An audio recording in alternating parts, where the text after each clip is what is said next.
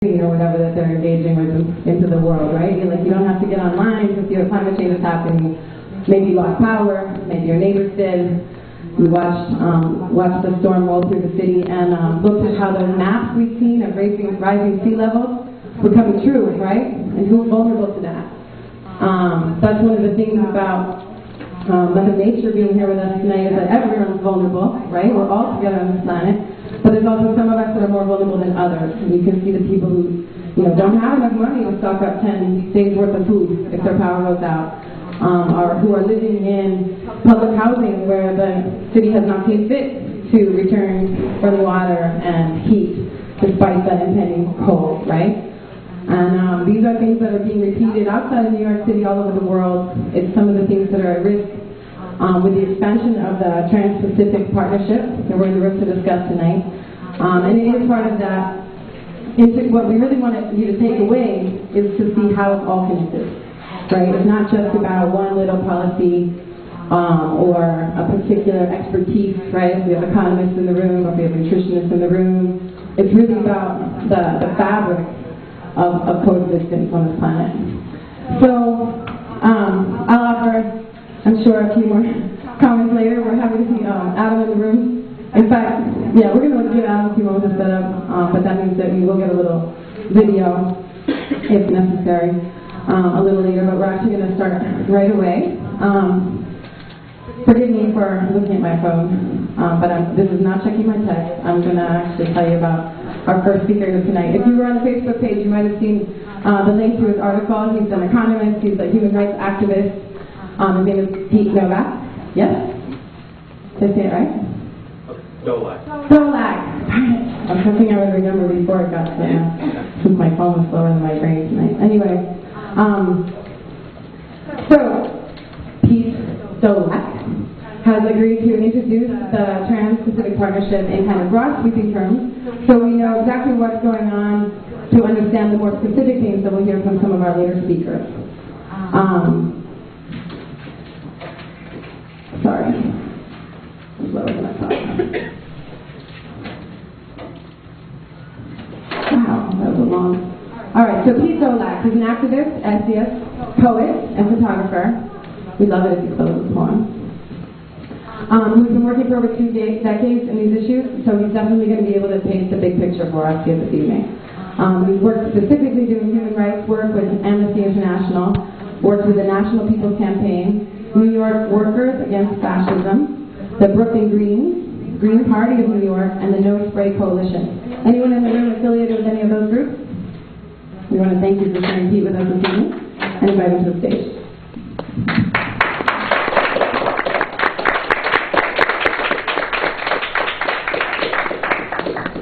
Okay, some of you have heard this phrase, NAFTA on steroids.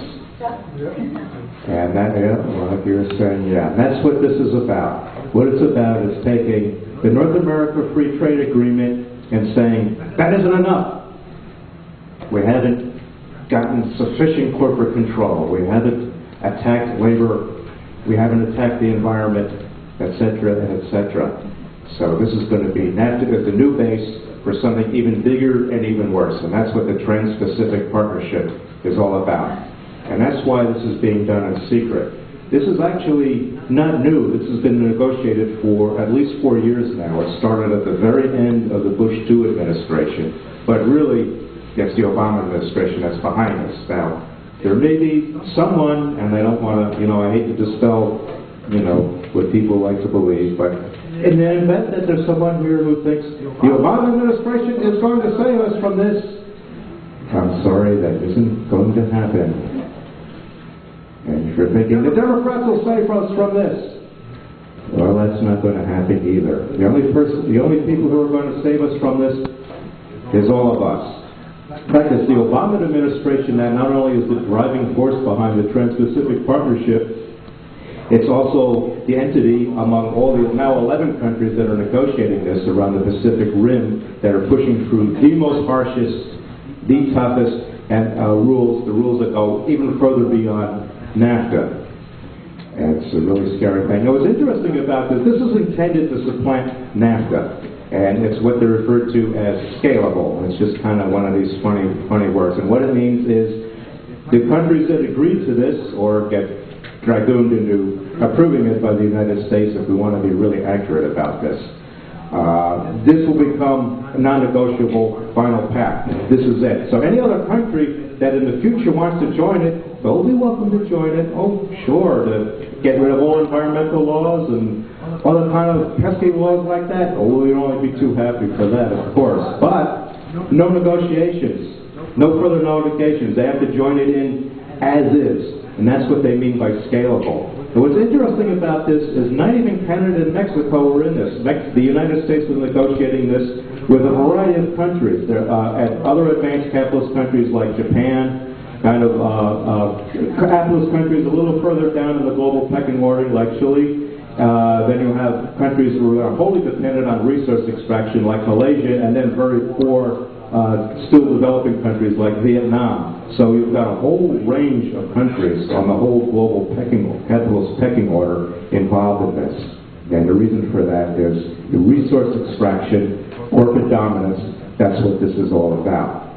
Now, one of the interesting things about this is that if there's any dispute under this law, it'll have to be resolved in what's known as the ICSID. And if I can remember this correctly, it's the International Center for Investor-State Disputes. It sounds like kind of a neutral kind of sounding thing. But what this is actually an arm of the World Bank. And we know just how much the World Bank thinks of things like the environment and labor laws and etc. And the judges who staff these bodies aren't even judges, they're actually corporate lawyers. And each country that signs on to this, and are involved in some of the existing, not only NAFTA, but many other existing trade agreements, they make a ruling and now becomes a precedent. In fact, there's a couple of others besides ICSID, one of which is the London Court of Arbitration. And interestingly, there's now a bilateral agreement between the U.S. and Ecuador, obviously put in place before the current Ecuadorian government took office, when there was a neoliberal regime there. And there was a tax dispute around, I think, Chevron, or one of the big oil companies that operates there. I think it was Chevron. And what they did is the oil company argued that Ecuador's tax policies was discriminatory, that basically any attempt at increasing their taxation was an unfair compensation, taking away of their investor rights, i.e. their right to make the highest amount of profit regardless of any human considerations. And the judge, who was a corporate lawyer, actually says, oh yeah, sounds good to me. So that's now a precedent. So if any one of these bodies, there's one other besides the London and the ICSID, I can't remember its name, but if any of these bodies make a ruling, then it becomes a precedent, and now we have a new floor, or just a new floor this way, because for our point of view, it's getting worse and worse. So what the Obama administration is doing is they're negotiating this in secret. They're strong-arming the other partners, even countries like Australia and New Zealand, and actually have, somewhat reasonable, as standards go, protections either for generic drugs, to make drugs available on a cheaper basis for people with AIDS or other life-threatening diseases, environmental laws. All of this kind of stuff will be under direct attack under the Trans-Pacific Partnership, even more so than NAFTA, because what they're going to do is they're taking NAFTA as a starting point. They're going to implement NAFTA, but they're implementing a whole series of other things.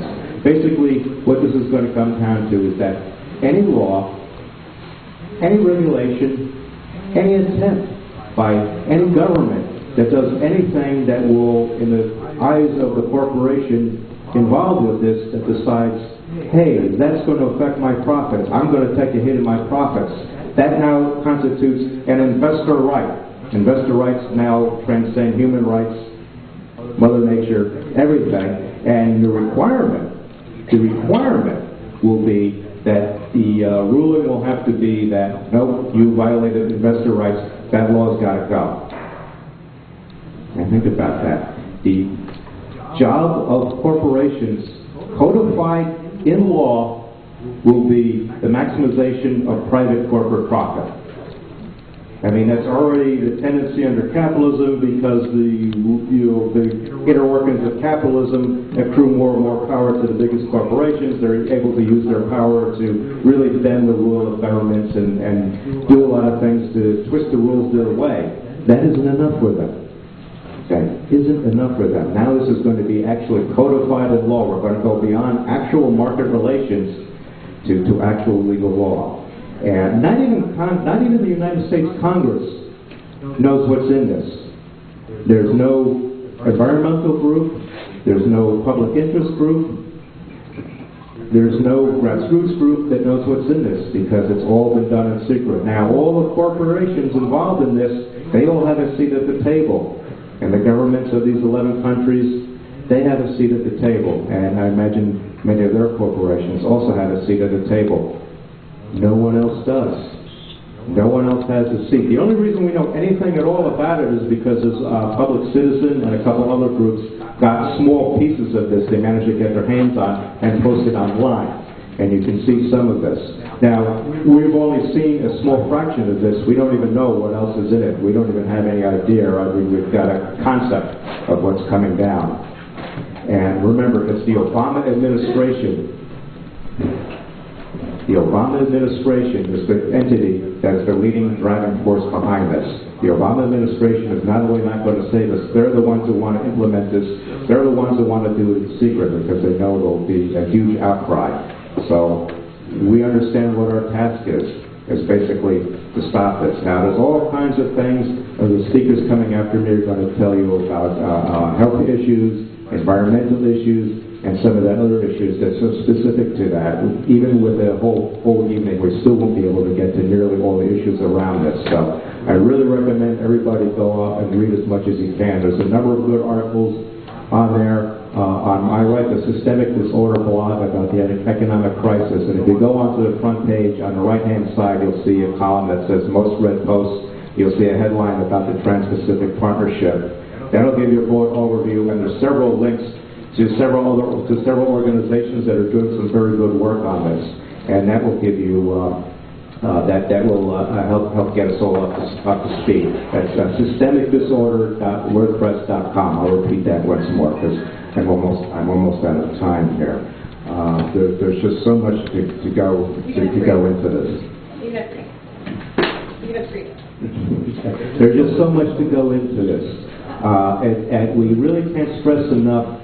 That I think our first task, in my opinion, I'm speaking strictly for myself here, I don't purport to speak for anyone else here, and believe me, there's some very knowledgeable speakers you're going to be hearing from momentarily, is that I think our first task is just to let everybody know what's going on. Not that many people know about it. I mean, even I was vaguely aware of it. I know somewhere out there in the ether this was being talked about, and when I went and did some research, boy, it gets scarier and scarier about that. So this is the real thing. There will be no more democracy.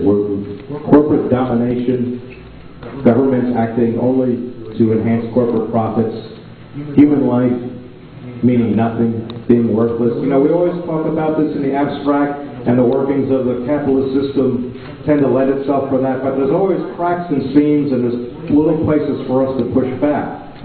If this gets implemented, and this gets implemented to the full, the way the corporation's pushing this, and with the full backing of the Obama administration, I just can't stress that enough. Don't get their way on this. We're going to lose a lot of those seams. We're going to be so much worse off. We're going to be so much weaker. We're going to have such a greater struggle. So the time for action is now. I don't know when this is coming on. Because everything is a secret. It could be tomorrow they'll pop this out. They could be negotiating for many months to come. We don't really know. So action. Action is what's needed. Action by us.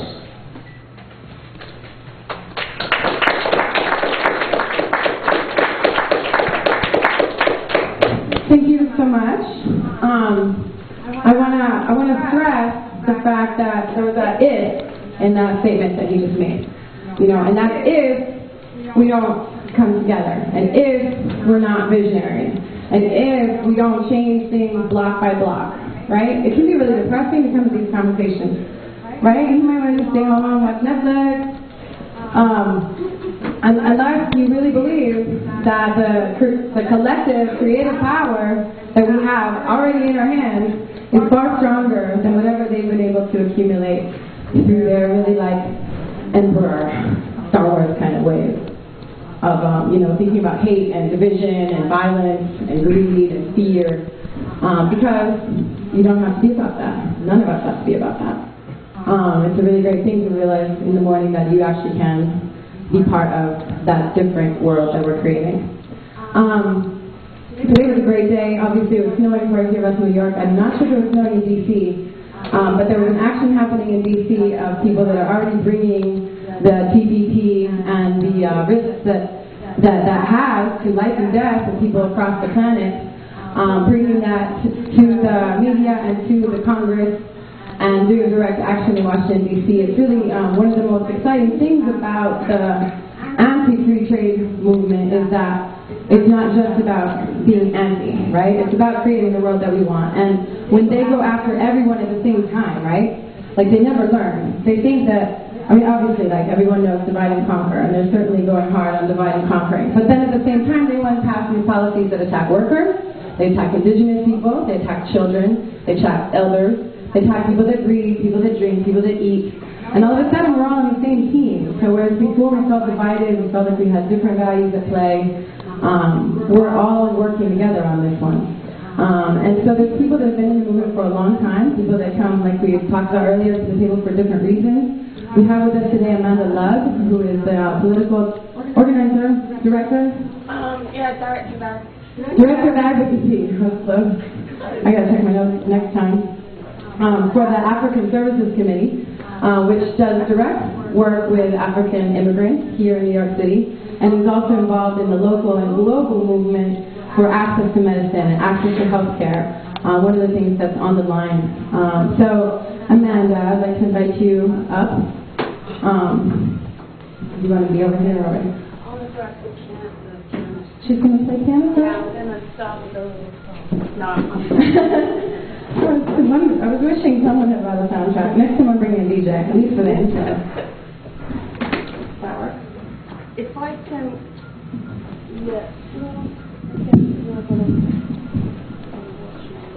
This mic works. The mic works. okay.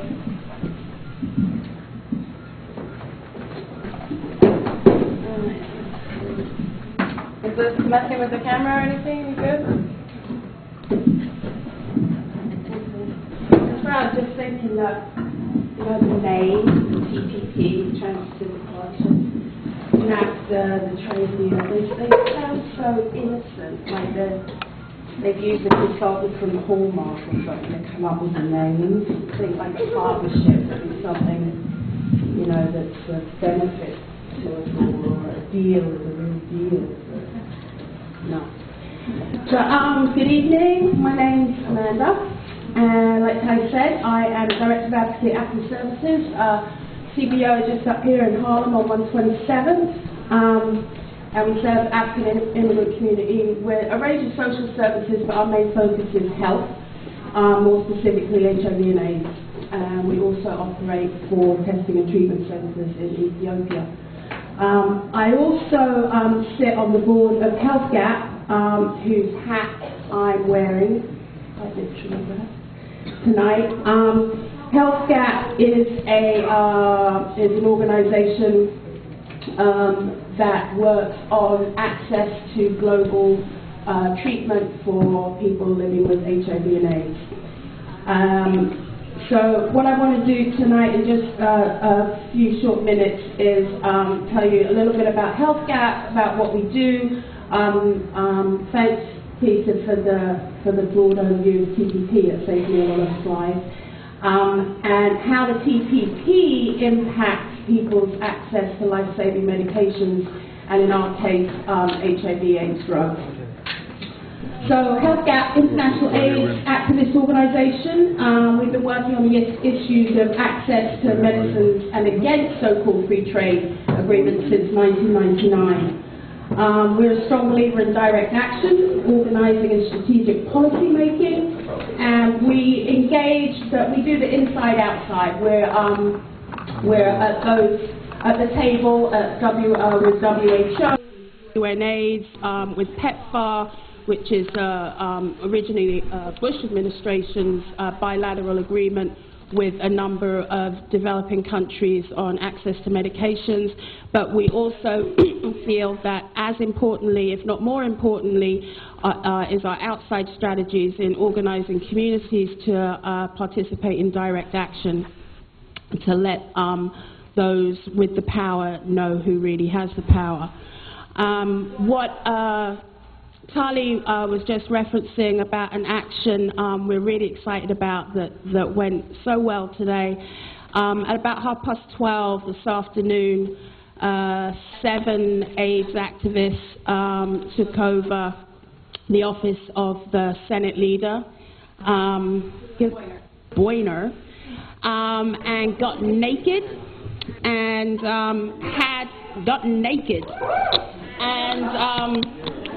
well, yeah, they're online. I mean, hopefully you'll be eventually. I don't know if I know any of you personally, but they're going around Facebook already. But folks had painted on their bodies, "Stop Cuts to AIDS," Fund PEPFAR, Fund the Global Fund, Fund HOPWA. These are all acronyms within global and domestic AIDS programs. But basically, yeah, got naked, chained themselves together, were able to hold down for about 25 minutes, got a load of press. It was great press. Cheers, yeah. And AP have picked it up, which, as we all know, is like the golden fleece. So hopefully you'll be seeing it in, if not in your the blogs that you look at, but in the papers. But crazily, I just found out that there were 3 women and 4 men, and just the women were arrested. Yeah, they said, you know, they gave them a good 15-20 minutes, and they said if you don't stop, you know, you'll be arrested for indecent exposure. Folks reckon that they got all their photo ops, their nude spreads, and they were getting dressed actually in the hallway, and the cops picked up the 3 women. Well, actually, they picked up 1 woman and handcuffed her, and so as we do direct action activists in solidarity, the 2 other women went with them, so not just one person's left in jail. So 3 women went off to jail, and hopefully they'll be out around now, if not first thing in the morning. So that was this morning's action, organized in part by HealthGap. So what do we do? Our current campaign is to dismantle barriers to access to meds. The PEPFAR and the Global Fund I mentioned, you've heard about this fiscal bluff. That was all part of today's action, where we're looking at threatened cuts to Medicaid, which will affect people living with HIV and AIDS, as well as supportive services around housing for people living with AIDS. And of course, the Trans-Pacific Partnership. These deals include enhanced rather than reduced access to medicines, as Peter said. And we're also working on a legislative campaign. You may have heard of the Robin Hood tax, which has really taken off in the UK. And now I believe it's 7 other European countries have taken it on, which is basically a small tax on Wall Street to be able to fund not only AIDS programs worldwide, but climate change, environmental, job creation. It's a beautiful idea. It is gaining some traction. Actually, the Democratic National Committee in California just signed on to it last week. So this isn't going to happen overnight, but it's looking good. So if you hear of that Robin Hood tax or the financial transaction tax, it's a good thing. Because, you know, they're always telling us, yeah, you know, it all sounds great, but we don't have the money. This is a way to create. Economists have reckoned up to about $350 billion per year, which is just like, it's amazing. Okay, next. So I don't know how many of you are actually familiar with the AIDS issues around the AIDS pandemic, but a very important trial released their results last year, where it's scientifically proven now that within 30 years we could end the AIDS pandemic. I say pandemic, not end AIDS specifically, but as an epidemic, a worldwide epidemic. And the main plank on that is that if medicines were cheaper.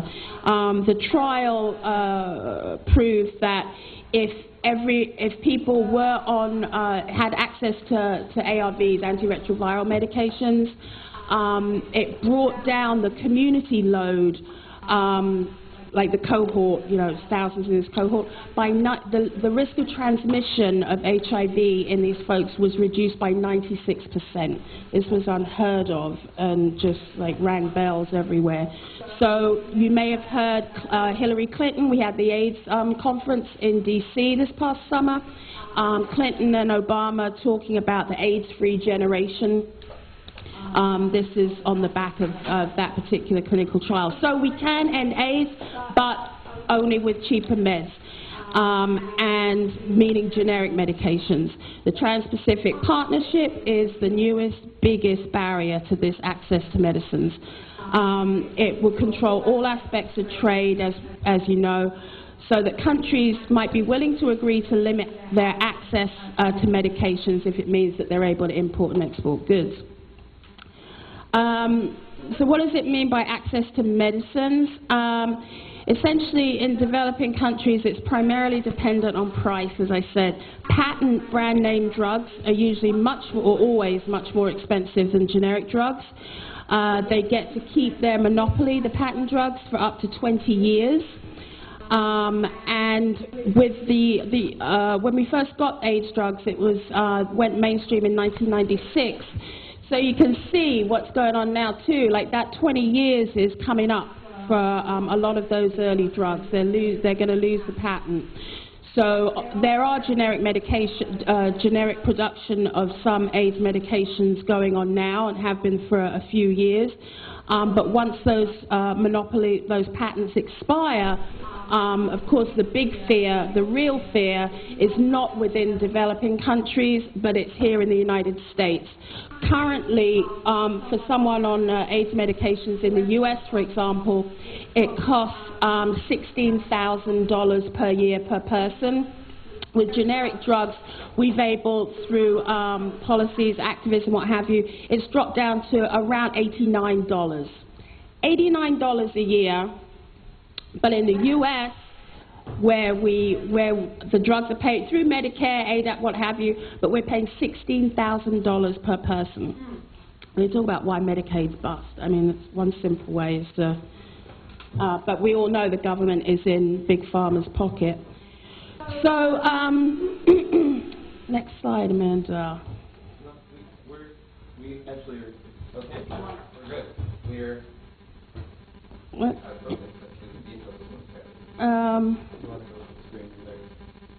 Actually, could you pass me my glasses? Yeah, just the glasses. This is kind of going out of it? Yeah, I think now. Okay. All right, that's better. No. I'm good. Yeah. So, so generic competition for first-line AIDS medications reduce our prices developing countries by more than 98%. What the Trans-Pacific Partnership, as we've heard, it's been promoted as the high-standard 21st century agreement. Once you're in, you're in. When you want to come in, you can't alter, you know, any of the rules. They're calling it for the golden rules of the future of IP, intellectual property. Are folks familiar with TRIPS when we're talking about trade? Okay, so what couldn't be obtained through TRIPS is what is being sought after through the Trans-Pacific Partnership. TRIPS, 5 minutes, damn. Okay. Okay, make it short that how the TPP affects this access to meds. It will, of course, we've got the mandatory patent terms, but what it also does is include data exclusivity, which means when patented drugs, before they come onto the market, obviously they have to go through a number of clinical trials. This takes a number of years and a whole lot of dollars. What the TPP will insist, will make mandatory, is that there's another 6 to 13 years of data exclusivity for that generic producer. So even if the licenses, the compulsory or parallel licenses, are granted for that particular drug, they're not allowed to use the evidence that this drug is good and would receive, for instance, FDA approval. They have to do their own clinical trial, which would take millions of dollars and add on another how many years. It's just absolutely ridiculous. And it would also, this is the doozy, as you guys say on this side of the Atlantic, it provides that the investor rights, that if the pharmaceutical company should country A be able to produce the generic drugs, the pharmaceutical company in the US would be able to sue the country for, I apologize for not knowing the details about this one, but they're able to sue the country for making the drug. Yeah. So, like you said, I mean, it's just NAFTA on steroids. Where we have seen progress on this, though, was the South Africa case back in 1997. I think it was when Al Gore was running for president. Was that 97? 98? 2000, well, okay, so in 99, when he was on the campaign, trail, he was advocating as Big Pharma advised him for the intellectual property rights of pharmaceutical companies, which in reality meant that in a trade deal that was happening with countries in Africa, namely the country of South Africa, which at that time and still today has the highest number of people living with HIV and AIDS, meant that they would not be able to produce generic medications. This was at actually the very beginning of Health Gap, when Health Gap first got started. A lot of us came from ACT UP and other similar grassroots groups. What we did, it was a genius little campaign, if I do say so myself. He announced, Al Gore announced his run for presidency in his home base of Carthage, Tennessee. 12 people took a bus down to Carthage, managed to get in. You know, they have folks on the stage sitting behind. Managed to get seats behind Al Gore when he was going to announce his run for presidency, and pulled out, which I have a beautiful photo here, but you can't see it, pulled out a banner which said, "Gore kills Africans with AIDS." Horrendous, right? Like, his people were silent, and it was live TV, there was nothing they could do. So then, he then goes, the next stop is New Hampshire. We have 12 more people who are still in New York. They're on their way to New Hampshire, do exactly the same thing, and have another banner exactly the same word, "Gore kills Africans with AIDS." So anyway, of course, the people want to speak to us, what the hell's going on, and we managed, what is it Margaret Mead says about, a few people? I mean, just through that action, granted it took a lot of gas, a few people, and some driving around the country, but managed to get him to retract that statement. And so went forward with South Africa being able to import generic medications for folks living with AIDS. So yeah, it can all sound really bad and overwhelming and huge and crazy, but we do have the friggin' power to change this shit up. We do, we really do. Okay, I'm running out of time, right? 3 more minutes. Okay, so, with the TPP, right now India has got the nickname kind of like the pharmacy of the poor. This is where the majority of generic medications, not just AIDS drugs, but other medications are made. So there is a danger there too now with the concentration of generic producers in that country, where we see deals being made between generic producers to keep those prices up. And so, interestingly, the other countries that are burgeoning generic producers are those South Asian countries that are within the Trans-Pacific Partnership negotiations. So again, it would be another way, to stem the production of generic AIDS meds by, through those countries. So let me see.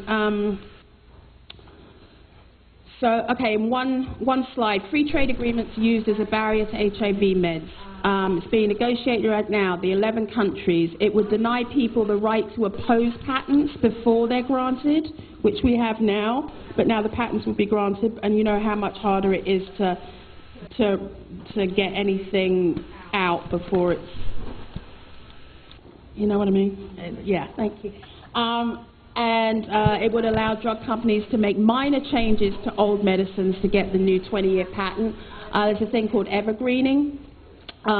Like you may see some of the drugs we know and love, say like Advil, where you have the drug, and then they say it's like the new improved, and apparently you've got maybe like an extra 2 hours of pain relief or something. So that they can get an extra patent. I mean, Advil's a bad choice because there are many generic forms of ibuprofen now, but that's the way where they're not actually producing a new drug. They're slightly tweaking the current drug, but it enables them to get another 20 years of exclusivity on that drug. This is what the TPP would encase. And, okay, so wrapping it up. I'll wrap it up. What you can do, right now, unfortunately, just timing, we don't have anything on the table right now around the TPP that we're doing specifically. But please, whenever you are doing any actions around the Trans-Pacific Partnership or speaking to any of your elected representatives, please do include this issue of access to medicines. We'd be happy to speak with you or participate in any kind of workshop, training, whatever you may be thinking of.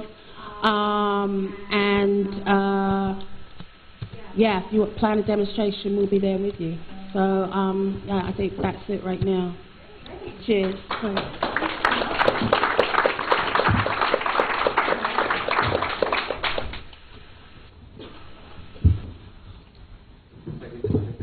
Relevant announcement. One thing that you can do is tonight on Congress demanding that we oppose that, or members of Congress oppose TPP because when it does go to Congress, by virtue of the fact that it will, when it actually is life-saving for itself. All right, thank you, Adam. Adam's got a petition he'll be circulating. If you haven't signed our sign-in sheet yet today, there's also a sign-in sheet circulating. That's because today it is a teach-in, it is informative, we have amazing panelists in the room, but it's also about organizing. And there's an amazing crowd in here this evening, and I know you're all connected with communities throughout New York City and throughout the globe. So we don't want to miss the chance to follow up with you. As Amanda was speaking, I was recalling the movement in 2001 against the free trade area of the Americas. Was anybody paying attention back then? Raise your hand. Did you oppose the FTAA, otherwise known as ALCA, right? So at that point in time, there was an amazing thing happening, right? Well, actually, let's go back one more. Who was organizing already when NAFTA passed in 1994? All right, Joe Friendly. Anybody else? Got a hand in the back, hand in the front? Myself, I was graduating from high school. I went to Mexico. First time I got to see the border. But so it's been happening. It's been rolling out, right? The first thing they did in '94, Mexico, Canada, the United States. The next big push was they were going to conglomerate all of South America into the FTAA, the Free Trade Area of the Americas, and it mobilized farm workers and students and anti-mining activists and environmentalists and women and all of these different sections that we continue to build with today. We're coming together for regional and hemispheric conferences, right, including the World Social Forum, which is one of the things that our next speaker is connected with. And you saw this amazing grassroots movement and on one side, and then these secret government talks on the other. And at that point in time in 2001, all of a sudden, we had, actually, before I go there was one government that already was putting into action what the people were demanding. And that, at that point in time, was Lula in Brazil, right? And it was exactly around access to AIDS medication and HIV medication and generic meds. And he's one of those reasons, you know, so many of us get disillusioned with our elected officials and formal politics. But Lula is one of those examples in this hemisphere of right-wing governments. All of a sudden, you elect a man who had come up in a poor family without running water, without electricity, right, without a formal education at that point in time, and elect him to power, right, in Brazil, the largest country in South America, and he didn't forget his people. And he stood in the face of all of these other forces, these corporate and political and military forces, to say, my people need access to medication, and I really don't care what you say about it. It's going to happen. And it started to shift the tide. And now we see that we actually have a crew of left-leaning governments in Latin America who have actually built a trading bloc to counter this vision of free trade taking over our hemisphere, right? So we talked about the FTAA on the one hand, which never passed. The emerging counter-hegemonic force, for those academics in the room, right, was the ALBA, in Spanish, the dawning, right, starting out between Cuba and Venezuela, trading doctors for oil, and growing to include Bolivia and Ecuador and Honduras before the coup, Nicaragua, a number of, and who am I forgetting? Anyone else? Part of ALBA? Ecuador. I said Ecuador. Argentina. That's right. I heard they were trading cows for doctors. Beef. Sorry to the vegans in the room. Anyway, it is appropriate that we speak about vegans. That's a perfect segue. Our next speaker is Ana Maria Quispe. Actually, before I introduce her, if anyone didn't hear announcements at the beginning, there's a bathroom in the back on this floor to the right where you pass by the two chairs. Also, there's translation here in the front. Hay traducción aquí adelante. Entonces, si no hablas inglés, por favor. So those quick announcements. So Ana Maria Quispe is our next speaker. She's actually speaking to us right before she flies back to Peru, which is her native country, though she's a proud New Jerseyan. I was about to say you're a proud New Yorker, and I was like, nah, she's from the other side of the river.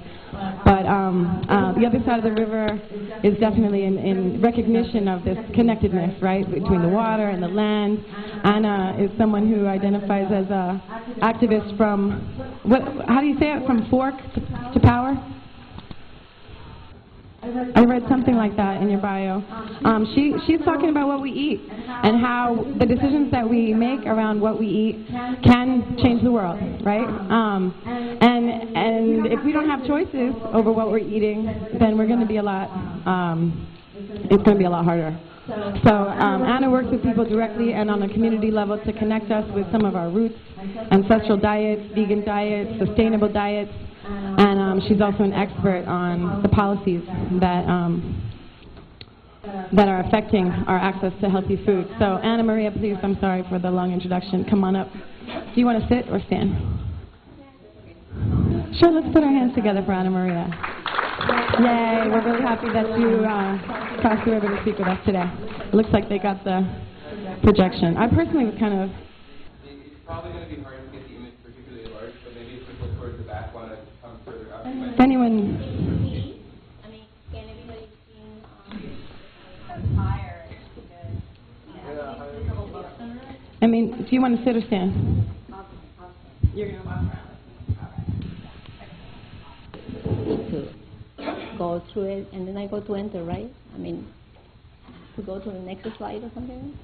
Somebody knows how many... Okay, can everybody see what's from in the back? Is this clear? I try to make the font big. Oh, the arrow. This arrow. Okay, good. Okay. Okay, my name is Ana Maria. I am a nutritionist. I graduated actually from Montclair State University, and I quit my job because I found it useless when I saw that our food is in the hands of just a bunch of corporations. And this is what TPP is all about, is all these corporations having the power of our food all over the world. And unfortunately, because the secrecy of the TPP is not allowing us, to see what's behind the food, despite the fact that in the past, I believe maybe 10 years, we had documentaries, investigations. I mean, there are plenty of books to read about GMOs, transgenics, and how bad it is for you and for your health and things like that. So that's what I titled TPP and GMOs, poisoning the land, the people, the environment. Oh, I don't know what happened to it, but it seems like something happened. Okay. So the Trans-Pacific, as you heard from Pete, is a new model of a free trade agreement with 11 countries, but more countries might join, and that's one of the problems. Am I okay? Should we go this side? Oh, yeah, I think we see it here. Okay, and when it comes to, that means that all commodities are for sale. And commodities means everything that we can trade, interchangeable, U.S. selling any of the countries or the countries selling to the U.S., which is, the concern is in labeling, not just for the GMOs or where are they made of or coming from, but it has to do also with social justice. It has to do with what is going behind every product made in the world, who benefits really financially from it, and that's what the problem with GMOs are. Can we make a choice? How can we make a choice if we don't have a label? And so that's mainly what we have. Most of us don't know what's in our food, and unfortunately, in the United States, most of our processed food has, in one form or another, GMOs, and that's what the problem is. So I don't want to go too much about the new biotechnology about GMOs, which is the transferring of the genes. By the way, there are other forms. There is also a transferring of tissues, but this is the main a problem with the GMOs, is the transferring of the genes between cells, and sometimes it's between unrelated species. We all know about the tomato having the fish gene, or the BT corn, and I can go on. But despite the fact that they all advertise, the biotechnology corporations advertise these things are being very beneficial since they made them in the 1980s. We have really seen that none of the things they say, they promise more food, they were going to the new green revolution, they promise a lot of things with these new GMOs, and none of that has happened. As a matter of fact, we have more hungry people in the world, and this is what is all related. So the purpose is really, it has really increased the herbicide use, perhaps just one. Because one of the arguments they say, oh, we are not using, other herbicides, but they use one, and that's the point, which is the Roundup. Encourages weeds to develop genetic resistance, and especially the glyphosate, which is the chemical main ingredient of Roundup. Why the TPP is obviously against GMO labeling. Oh, there's something wrong with, I'm just noticing, it's supposed to say, maybe because of the way it's, I don't know, but it's supposed to say TPP is against GMO labeling. First of all, we know that U.S. is the largest producer of GMO crops, and we export it all over the world. The leading company, I'm sure everybody knows about Monsanto, and it's not only Monsanto, it's Monsanto, Cargill, Syngenta, DuPont, and all these other companies that are, that are producing the seeds, or they are owners of the land in some countries, and And the TPP obviously don't want everybody to know or to label. But unfortunately, some of the countries in the TPP right now, some of the living countries have some sort of legislation against GMO. New Zealand, Australia just became, I just got a document recently that is kind of like stronger against GMOs. Chile has been always like in business with USA. Peru is, because it's my country and it's because where I'm living right now, it's a special case that I've been following since the beginning because we have an overwhelming ban on GMO crops. However, we don't have a ban on GMO ingredients. And as a matter of fact, there is an organization, it's kind of like a consumer reports in Peru, and when they tested, they send out 13 products that we use, processed foods in Peru, to Germany to be tested. Out of 13, 10 had GMOs already. That's so Peru is kind of like up in arms, and Peru is also a major, it's a biodiverse country. It's the 5th in the world, by the way. And now with the, I don't know if you have heard about the International Year of Quinoa, which is going to be proclaimed next year, and some of us trying to recuperate our ancient food that we have it for like 5,000 to 10,000 of years. It's amazing that in Peru, foods that you can see sometimes if you go to any museum in Peru and you see the for example, there's a bioloche, which is like a pumpkin that is delicious. I mean, you see the pre-Inca ceramic with all these pictures of all these foods, and it's amazing. So, and Japan is also entering, it's been interesting, like, like Pete, I believe, said, the TPP agreement, and also has some legislation against GMO. There is a preoccupation because if it's pushing against the GMO labeling, Japan has already a labeling. They imported, by the way, they import soybeans from the U.S., but they have to be non-GMO. And the alfalfa is the new problem that we do have. So the GMO, well, yeah, I don't know what happened with my slides, are so messed up. Well, like I said, GMO is about the Roundup herbicides. Monsanto uses, some of the crops use this Roundup, that's the commercial name, that has glyphosate as the main ingredient. And we all know that it's an endocrine disruptor. It's been related to cancer of tumors, birth defects, developing disorders, learning disabilities, attention deficit disorder, and so on, malformation of the legs, sexual development problems, the feminization of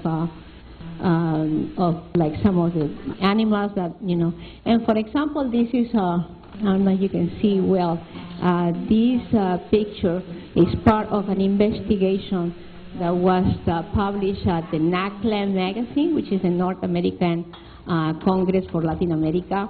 And there she is Miguela Ángeles Bogado. She was born in Paraguay. Her father was, the parents were working in the land for Cargill. The land, by the way, is owned by Cargill, but the soybeans are from Monsanto. And this is one of the rare cases of children surviving. I believe this was taken a couple years ago, and she was like 14 then. So she kind of like became the poster child to prove, the damages of GMO.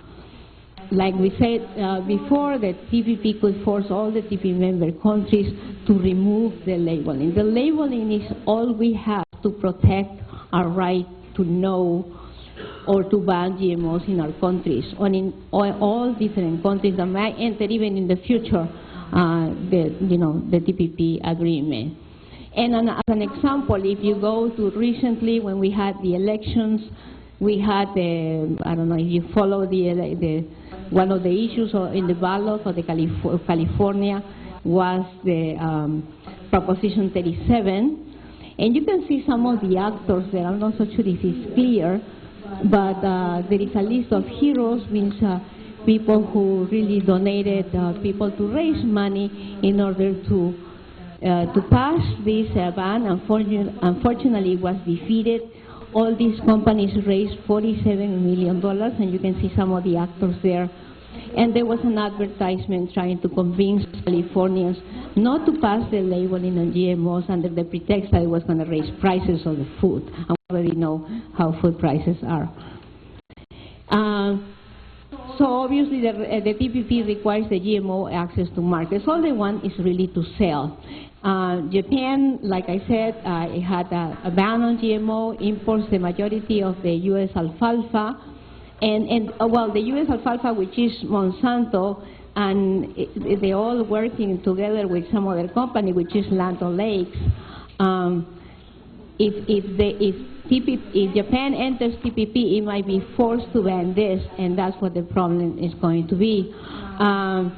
And also Japan banned GMOs because of the individual choice, because we have a right to choose, and also because of the effect on the native ecosystems. Other countries are Korea has also a ban, but before Korea entered another chorus, which is a free trade agreement with Korea and the U.S. forced Korea, you know, to dismiss the ban on GMOs. Europe also has another ban. Canada has a special case with RBGH, which is the recombinant bovine growth hormone that is injected in the ear of a cow to produce more milk, basically. And it's not a crop, but it's still, they use the same technology, the biotechnology of GM. Canada has also kind of like the poster farmer for this fight against GMO. His name is Percy Meiser. There is a movie about Percy called David versus Monsanto, and he stand, you know, it was a threat that he has received from Monsanto, another corporation, because he stands up against the corporation, risking everything. You know, he was going to lose everything, and unfortunately he won. And because of that, he also won an award in Germany. I believe it's the Right Livelihood Award. So, you know, we have proof already, and there are many studies of cross-contamination of GMO, the glufosinate or the glyphosate resistant. For example, in the brassica, and this is the oilseed rate and analysis, for example, has been found in Japan already in the Kanto district that it was contaminated. It was the first case that it happened in a place where GMO crops are not grown. So it seems like when they imported the seeds, you know, like when they imported the food, it seems like it flew away, and that's why they discovered this contamination. And that's very important. And Japan is not the only one. There was Switzerland also recently had a similar case of cross-contamination. And also there has been some studies here in the U.S. In the case of Roundup alfalfa, in June of 2005, the USDA approved the Roundup Ready alfalfa, and obviously we know that increases the herbicide used, and you can see that they say that we are not going to use pesticides or herbicides, and that's false because it has risen in the past decade. Then we have, you know, problems with the alfalfa is an open pollinated crop, and it is more dangerous of cross-contamination, and then we continue. That really is a crop that it could endanger our dairy products, for example. So it's a threat to all foods. The health cost, there has not been an analysis of workers and people near the GM crops. We don't know how much it costs. Yet, however, we know it's related to the obesity epidemic because of NAFTA, because the farmers in Mexico were forced to buy the GMO corn from the U.S. And actually, all the tortillas in Mexico, I believe, is like over 70%, are from GMO corn, U.S. GMO corn. And so that's one of the examples. France has also, and France has a nice movie about also the damages that is happening to children. Argentina has another famous study that was made by Dr. Andres Carrasco. They work on GMOs and chicken embryos, and the damages are similar in the embryos as we see in Paraguay, for example, as Miguel Ángel Esbogado. I mean, the damages, we can go on, so I really want to go to, it's a cancer, obviously, Monsanto, and like I said before, it's not only Monsanto, there are a lot of companies. So GMOs is really against expansion, and I just want to go into what we must do as an activist. Because I am sure we must be an activist, because if you are not part of the solution, you are part of the problem. That's as simple as that. So eat organic, local, sustainable. I know a lot of people say, well, it's more expensive, and yet I teach people how to eat organic on the budget, on food stamp budget, and believe me, it's not that bad, and it's great, and I have tested many times. We can grow our own food. My father is 87. We have our garden. If anybody wants to go into my blog, and if you pass by in the summertime, you can always get out of my house, which is that tiny little garden with figs, and we grow, some things. Join a CSA community. New York is a good example of this. Prefers the farmers market. Ask your vendor for organic, local, sustainable, and reject food from big food. I'm not so sure if you can see this. This was done by a French study, and a lot of people, we see a lot of brands in the market, and we don't know how they are all related. So there is a picture of how they're all related, and obviously also some of them might not be food, so the owners are always like a bunch of corporations, and that's what's going on.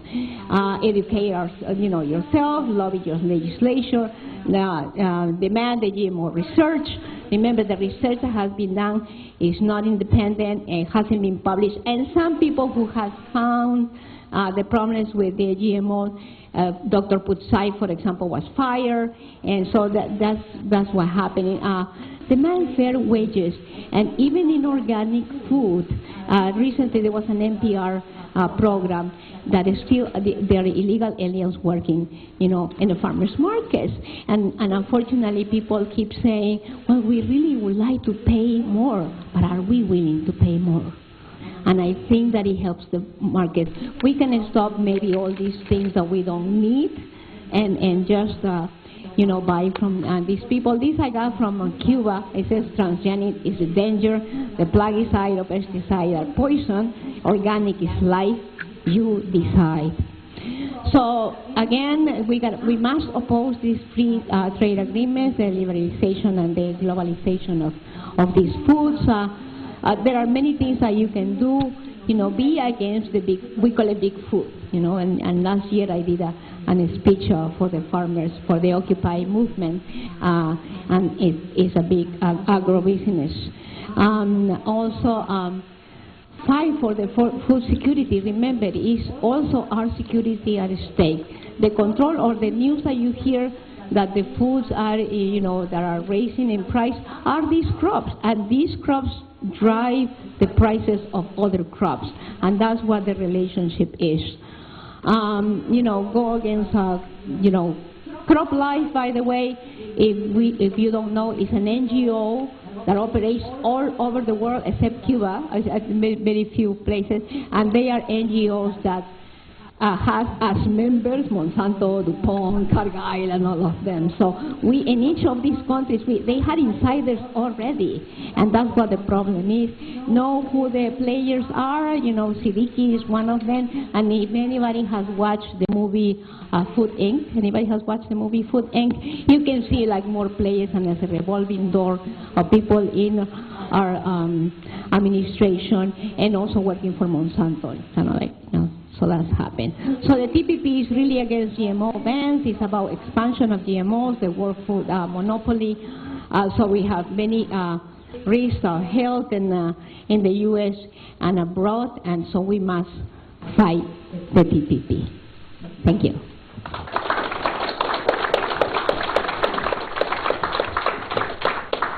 Thank you so much, Ana Maria. And I know, I hate to put up a sign and say time, because there is such a wealth of information in our fabulous panelists today. So I just want to say thank you again for being here, and don't despair. We're going to have time in small groups, as well as a question and answer as soon as we have our last speaker who's about to come up. So just so you know, at that point in time, we're going to have this mic for people with questions, and so we're going to ask that you line up to ask those questions in a way that everyone can hear, and that be prepared to be, succinct with a question, not with a fifth panelist intervention. So I just wanted to share, right, it can get, there's all this fabulous information, right, and it's all over the place. When I first started working in New York to try to connect the dots between what's true in New York and what's happening internationally, I worked for an organization called Pastors for Peace. Anyone heard of Pastors for Peace? All right. In fact, our translator here is from that network. Laura, thank you. So Pastors for Peace is doing people-to-people foreign policy, right, challenging human rights violations in the U.S. foreign policy toward Cuba and toward Central America. So having come fresh off the boat from Nicaragua to New York, I was super excited to start working for them and to connect the dots between the free trade zones that in Nicaragua had started out. And so there was all this movement against free trade in Nicaragua, and I wanted to put it front and center on the agenda for Pastors for Peace. So when I got the Reverend Lucius Walker Jr. in the room, and I'm like, here's what it's about, and I broke it down, free trade, da-da-da-da-da-da-da-da. And he listened very patiently, and then he looked at me and he said, so let me get this straight. It's about land and water and food and education and workers' rights. And I was like, yes, he gets it. And he's like, so it's always been about. So he was coming from the 60s and civil rights and the African diaspora and the movement against colonization in Africa. And these fights have been in action for a long time, and they're taking different forms, right? We shut down the FTAA in Latin America, and so now they're trying to crisscross the Pacific and draw a different kind of net. But we're smarter, we're faster, we're broader, we're more creative than all of their short-sighted, fear-based violence. So, are you ready, Adam? Our last speaker today is Adam Weissman. I'd be shocked if anyone in this room doesn't already know Adam. If you didn't know him before, you'll certainly hear from him after. Adam is a tireless organizer for global justice and for animal rights and for building awareness. As a committed anarchist, you might be surprised how much knowledge he held about how our supposed democratic, or maybe I should just say legislative system works, and what's exactly dysfunctional and disconnected in terms of our current Congress and lawmaking and all the institutions that are being hijacked to implement this global agenda. So Adam has prepared a slide to kind of go over some of the key environmental issues at stake, and as well as the investor clauses in the free trade agreement. I'm sure you guys have been around since '94 with NAFTA, know about Chapter 11. In CAFTA it was Chapter 10. They changed up the numbers, they changed up the language, but it's the same. It's about hijacking the institutions that we use to protect ourselves. And so as long as we're informed, we can stay a step ahead of them. So I want to thank Adam for all the work that he did to put this event together this evening. How are we doing? We ready?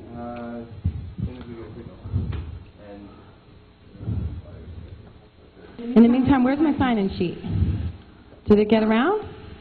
Anybody in the back hasn't signed it, make sure you find it. Raise your hand if you tweet. Do we have any clever hashtags that are circulating out there in cyberspace already? Any messages to our to our virtual audience. Where's the camera at? Hi, virtual audience. What's going on? What? I thought I heard a hashtag, a clever one.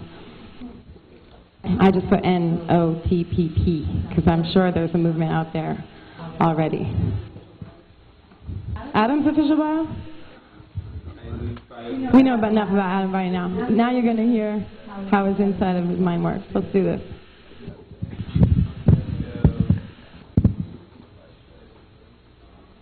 Hey, great. Can everyone read? Okay. Now, we'll have to do things.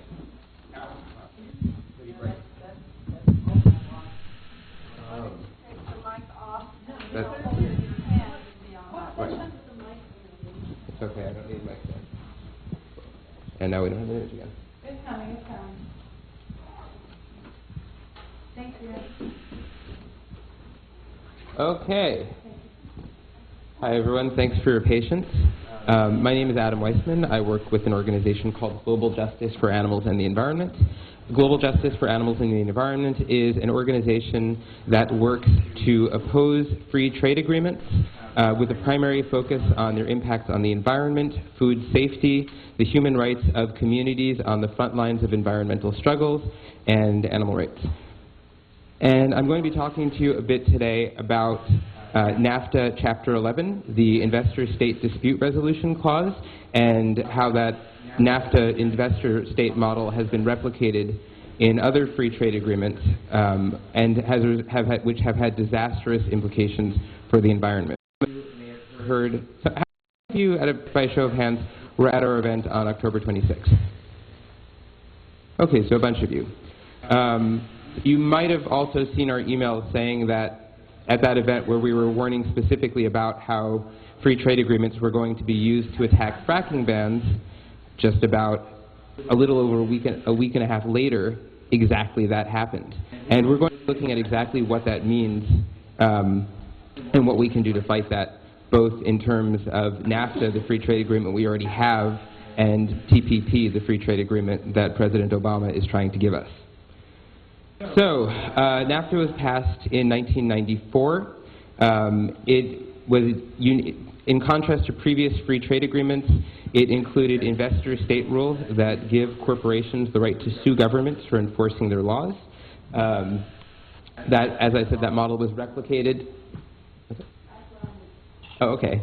Was replicated through later trade agreements. So NAFTA was essentially the template that's been rubber stamped onto all the trade agreements that really most of the trade agreements that the U.S. has negotiated since. There are exceptions. For example, the U.S.-Australia free trade agreement does not have these odious investor rules.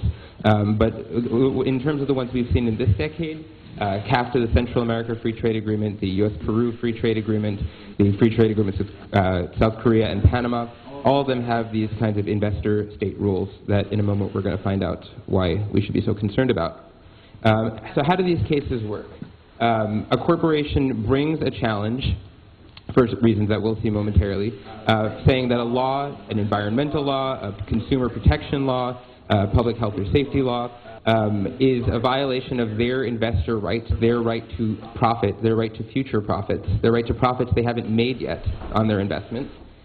They bring these cases to international tribunals, which are presided over by 3 judges who are basically international trade lawyers who another week might be working as corporate lawyers for some of the same kinds of corporations that bring these cases. They supersede the national court systems of the individual countries, so it's not that they go to the court systems of countries. These are extra-national tribunals that have the weight of law over what beyond the individual court systems of these countries. The international agreements that countries sign that make these rules possible have the weight of law, so these trade agreements can be used to knock down the laws that we have domestically. As you can see, the U.S. has lost most of the cases, the vast majority of the cases lost against it, including some of the most important ones. Foreign investors under free trade agreements are actually given greater rights than domestic investors, meaning if you are a company based in the U.S. and the U.S. says that you have to clean up a mine and that's going to cost you money, and you don't want to do that, you don't have the recourse of going to these international tribunals. On the other hand, if you're a Canadian company and you're invested in the U.S., you can do that under NAFTA. So greater rights are actually given to international corporations than to domestic corporations.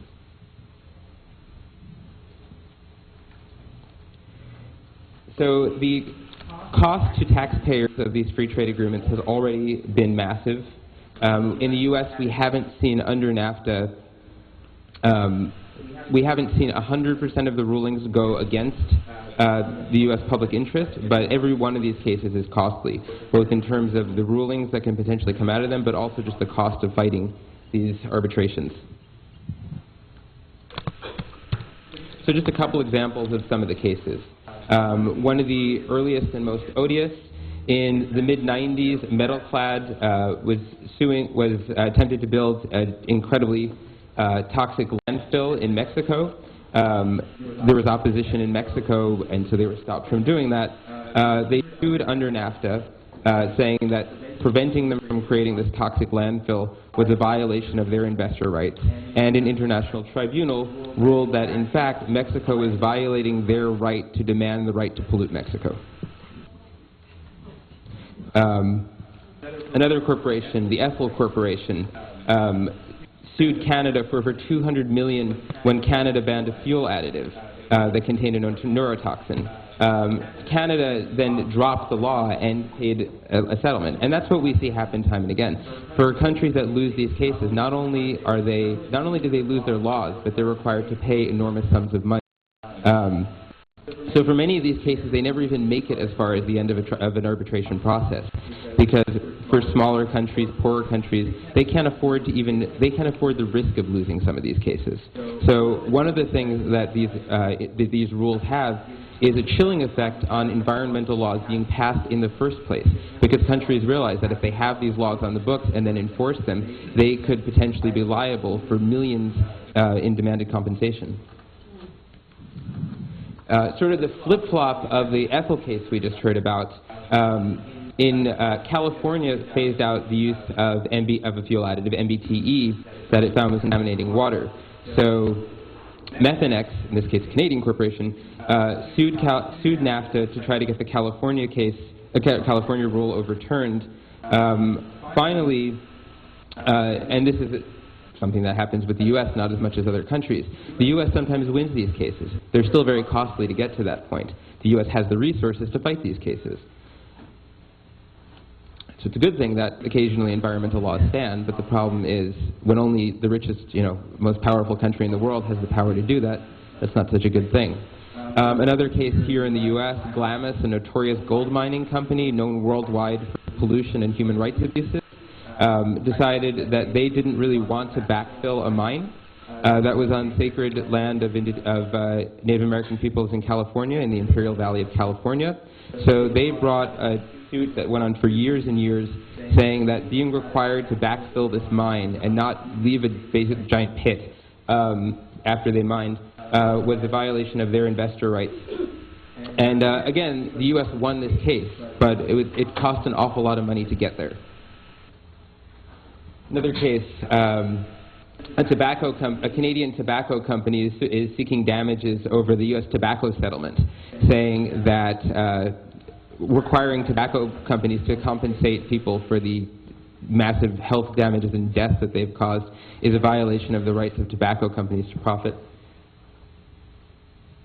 So, sorry, bad pun, but so a transformer company, not the robot kind, the kinds that contain PCBs, brought a suit challenging a Canadian PCB ban and successfully won $5 million in the process. But we should be reassured to know, before we get to that, sorry. For any of you who are not familiar with PCBs, they're carcinogens linked to a whole wide range of really bad health conditions, really nasty stuff, linked to developmental delays, irritation, they're carcinogenic, they disrupt hormone function, they have negative immune system and thyroid effects, We should be reassured, though, to know that the company who brought this case it says on their website that our common philosophy is governed by biblical principles and values. I'm not sure which book of the Bible they're talking about, but maybe they're thinking about Revelations. Which they're all four horsemen wrapped into one. So a pesticide manufacturer sued Canada, claiming that a Canadian ban on a toxic pesticide, lindane, which is a hazardous persistent organic pollutant, was a violation of their right to profit through their export. Lindane is very nasty stuff. You can read some of the different health effects on this slide. It's linked to headaches, nervous system damage. It's particularly hazardous to children. It's a persistent organic pollutant. It bioaccumulates, cycles through the ecosystem. Okay, we're running out of time, so let's rush ahead. Okay, well, I have to explain that now. So there was in between when they brought this case and when in between they brought this case and the end of the case, there was an international ban passed on the substance. No one's supposed to use the stuff anymore. International agreement. So you'd think, the company, if the stuff is banned globally, they would have dropped the suit, right? I mean, how can you sue a country for abiding by an international ban? That would make sense, but that's not the way investor state works. At the end of the day, Chemtura seeks to hold the Canadian Pest Management Regulatory Agency responsible for the fact that it can no longer profit from the sale of a toxic chemical that has been internationally banned based on a demonstrated health and environmental concern. That's Canada's comment. So our friend Jim Mays from the Sierra Club says, when you read through a lot of these cases, you find something missing, namely common sense. So skipping ahead, more cases where corporations attacked pesticide bans. Here we have Dow attacking a Canadian ban on 2,4-D, really nasty stuff, and you can read some of the effects of 2,4-D. This is a demonstration we held when Dow held their Dow Live Earth Run for Water to protect water around the world from themselves, I guess.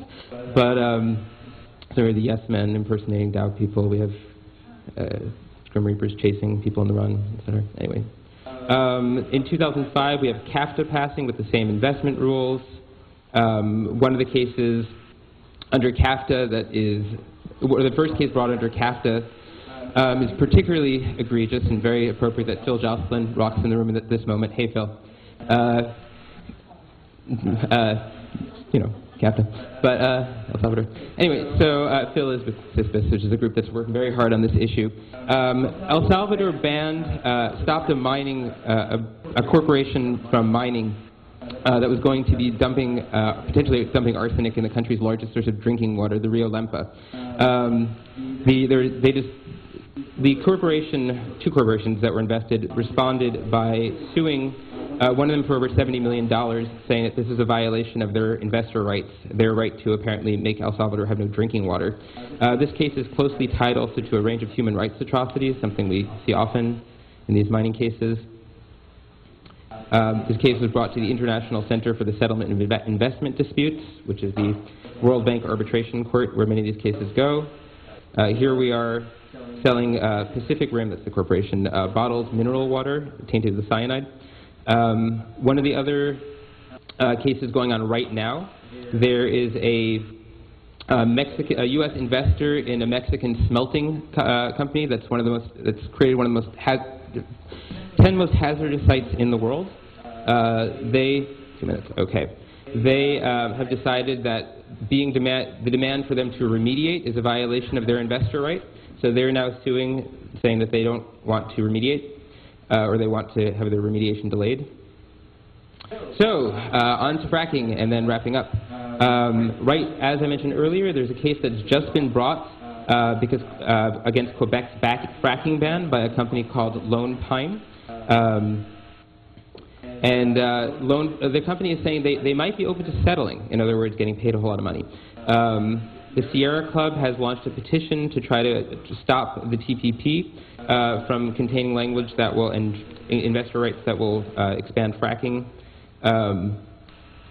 let's see, TPP should concern us even more than the trade agreements we've had before because it brings in even more countries, meaning more corporations, that have a right to attack things like fracking bans.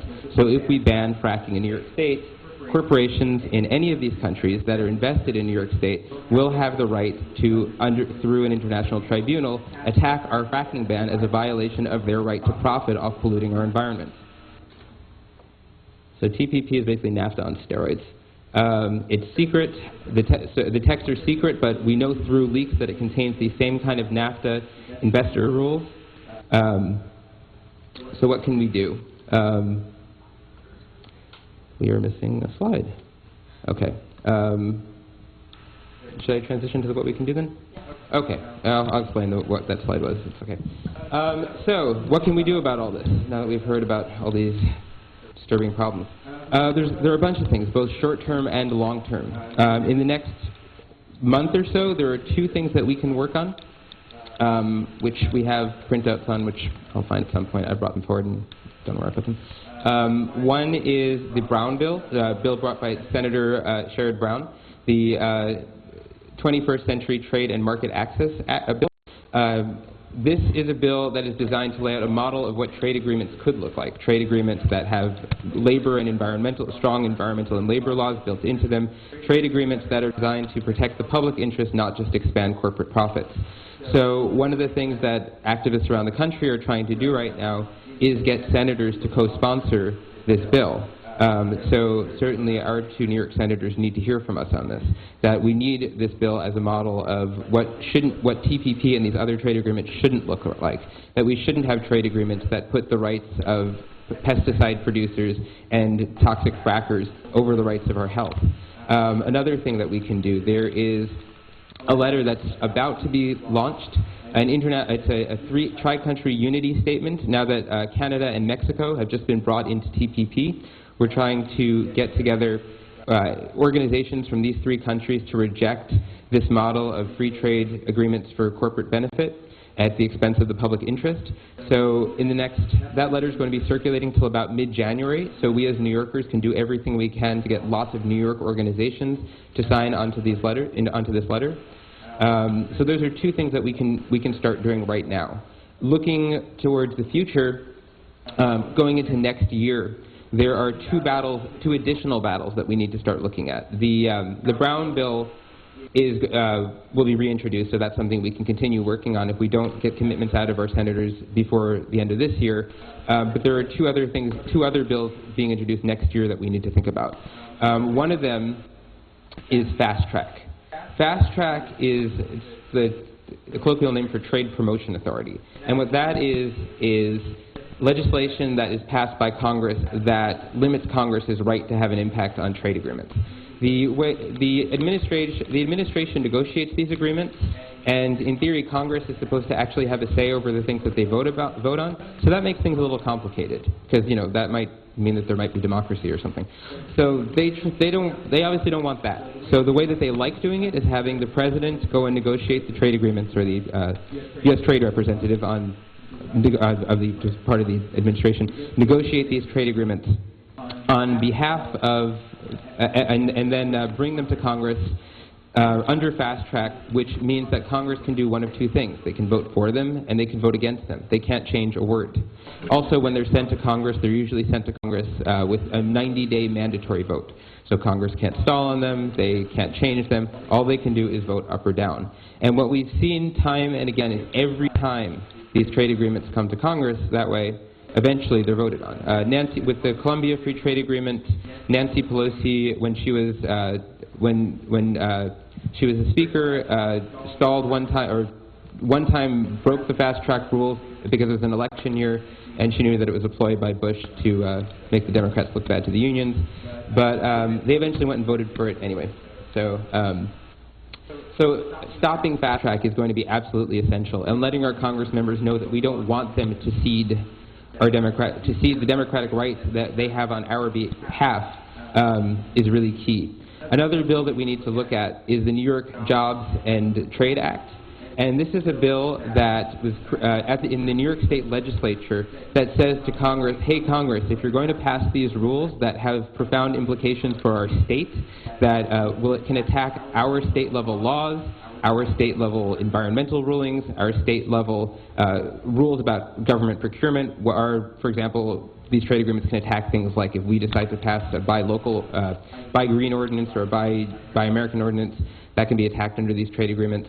If these laws are going to affect, if these trade agreements are going to affect us at the state level, we want to be able to have a say on them and we want to sign off on them.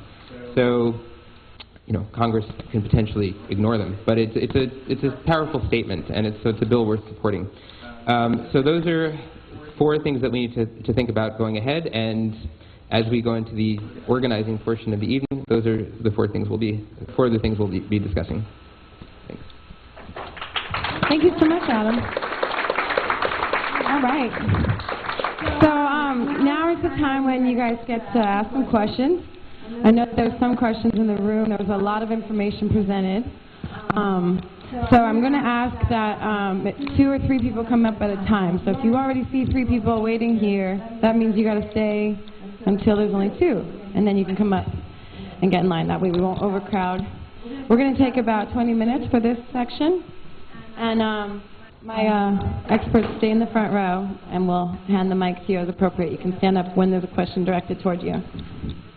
So, any questions? If there's no immediate question, come on. I know Amanda had a question for Anna Maria.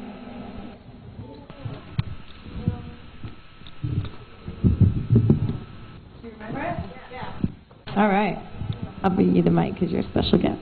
Thank you. What I don't understand is that, what I don't understand about Europe is, well, there's a lot I don't understand about Europe, but the fact that they have banned GM imports, right, apart from in animal feed. Except for animal feed. Well, if the animals are going to eat the GM products and then they're going to eat the animals, it just doesn't make sense. Well, yeah, that's why some of us are behind. That's the reason why we are vegans. And actually, believe it or not, I was a vegetarian till last year. I was still eating dairy and eggs, and I had a salmonellosis that almost sent me to the other world. and I decided not to. Yeah, unfortunately, and curiously, Europe has a special case. It has been pushed by Germany. There's another document somewhere where Germany approved because sort of like they need cheaper meats if we want meat to continue to eat meats or dairy or eggs. So if we want cheaper meats or dairy or eggs, they're going to have to find a way to feed these animals cheaper, and the only way is through GMOs. And actually, either Carlos Bustamante, the one in there is a video, unfortunately it's in Spanish, in Peru, he said the same thing. One of the reasons why he wants to ban our ban on GMO crops, he says because all the animals in Peru are already eating GMOs from Argentina, Paraguay, and Brazil. So they are all related. Animal consumption, unfortunately, unless you buy from Joe Salatin, that is in the video, for example, of Food Inc., and obviously very expensive. And he doesn't sell, I believe Joe Salatin says, I don't sell it. Like, you have to go to his farm to sell it. How many of us can go, miles and miles away to really buy these animals that are non-feed with genetic modified feed? So that's a general problem. As more and more people around the world want to eat meats, the industry has to find a way to feed. That's what we say. And there are many books. And there is one, it's called The Food Meats, I believe, is by one of the Lapes women, and it says eating meat causes global hunger, because the agricultural crops are not for people, are for the animals that we do eat. And if we continue asking for more animals or animal food, that's what's going to happen, and that's why it's a risk. And that's why we, it is a touchy subject sometimes when we say, you know, I'm a vegan and things like that. However, that's where the indirect action, you know, it should be. Thank you, Ana Maria. If you have a question, please come up. We've got a mic here for you. So, thank you. Hi, thank you everybody, it was wonderful. Actually I have two brief questions. One is, if all these horrible things can happen with investor state tribunals and so forth, why do countries want to sign on to this? That's one question. There are goodies for them for doing this, otherwise they wouldn't be doing it. I want to hear a little more about that so we know how to counteract it. Second question, long term.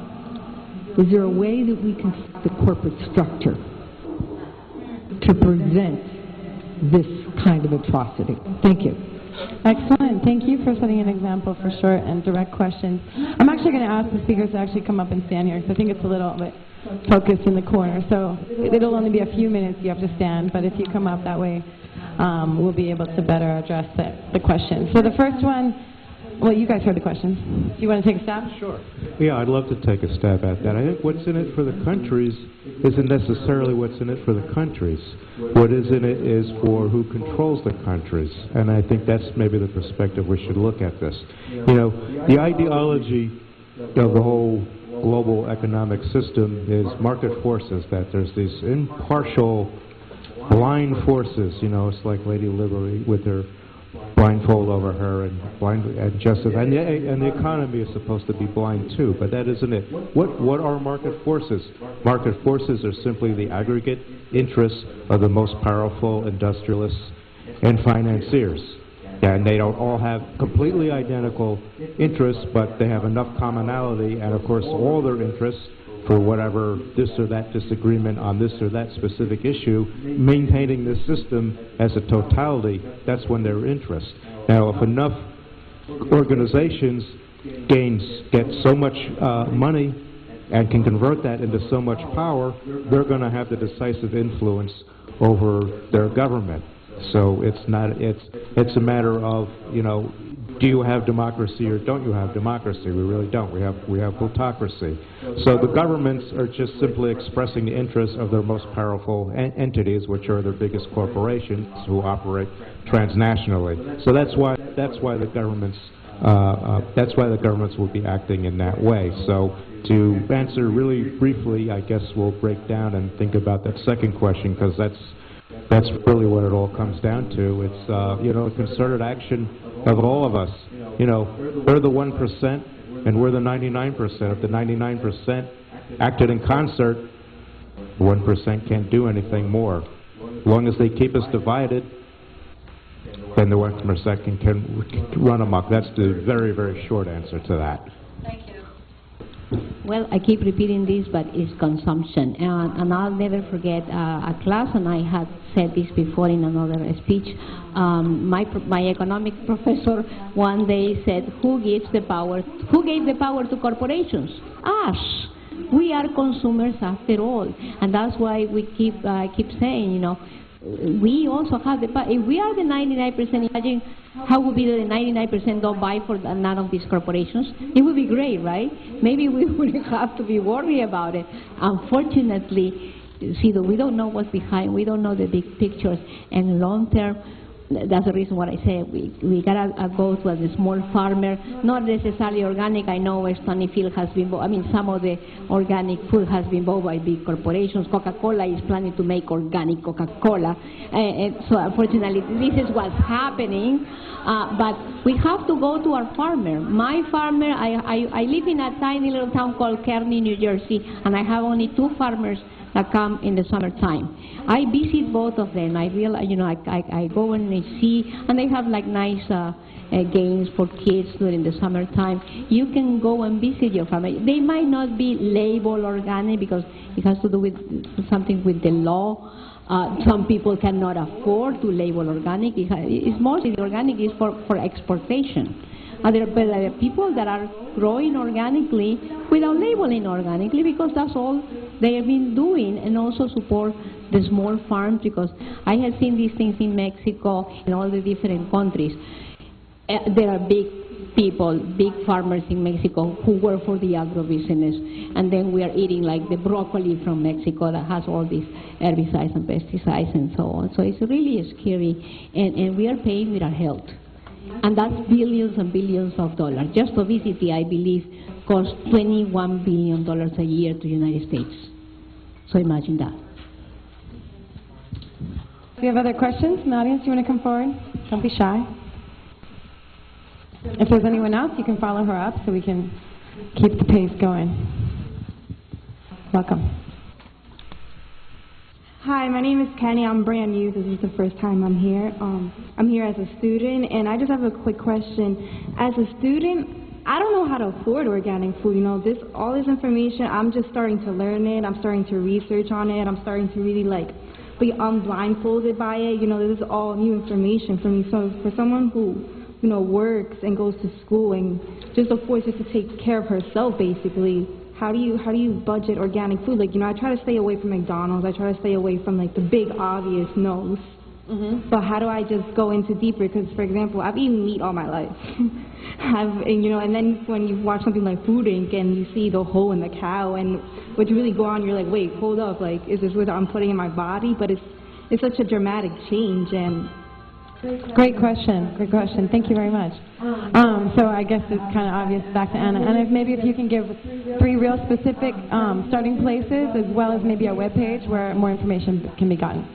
I give courses. Unfortunately, I won't be here, but I will be back in October, so maybe I can teach you some of you. You can go into my courses. It's www.annamariaquispe.com, Anna with just one N, and you can find more information in my blog, because I'm always like... We'll link it online to the Facebook page. Yeah, you can go. That's my blog, but basically I translate or I make... I edit some of the articles related to GMOs or anything that is related to food justice and things like that.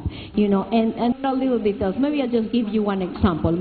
When you buy beets, a lot of people throw the leaves. We can make them. So there is a way, for example, to afford, you know, some other things. And when you buy the broccoli, some people, throw the stems, you know, and you can make a cream out of it and just strain, you know, some of the extra fiber. There are things that we can do. And for example, when the hurricane came and I was prepared, while everybody went, you know, ballistic to all these supermarkets, we just went to our farmer market, and with the little 2 or 3 crops that we have in a tiny little garden, we only spent $20, and with those $20, we had lived 4 of us without electricity for 4 days. So there it goes. Thank you, Anna. Adam, you want to add a point to that? Yeah, fundamentally the problem of our food system, I mean, and what we, what we're able to afford or address as consumers is a political problem, and that's something that I think we need to understand. The fact that unhealthy food is what people can afford, and that healthy food is not an accident. It's something. That's by design. Some of the corporations who are most enthusiastic about these free trade agreements are the major agribusiness corporations, the major meat producers, the major feed grain producers.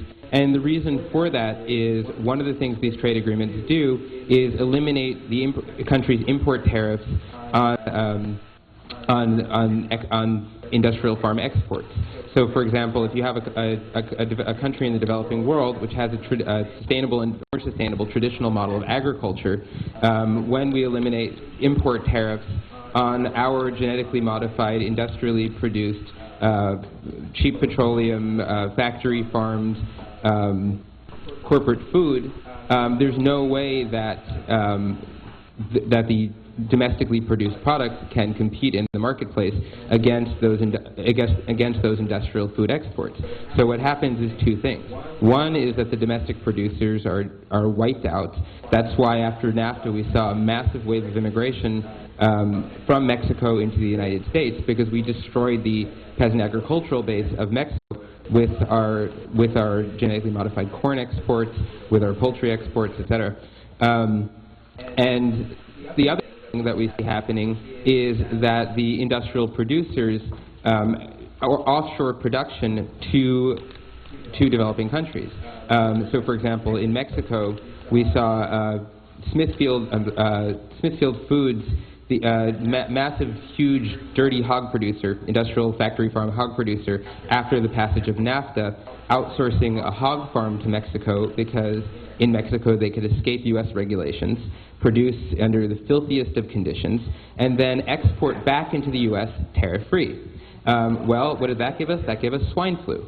That happened in Veracruz, Mexico. It's where we incubated swine flu. It killed 18,000 people. And we see that again and again, where farming is industrialized.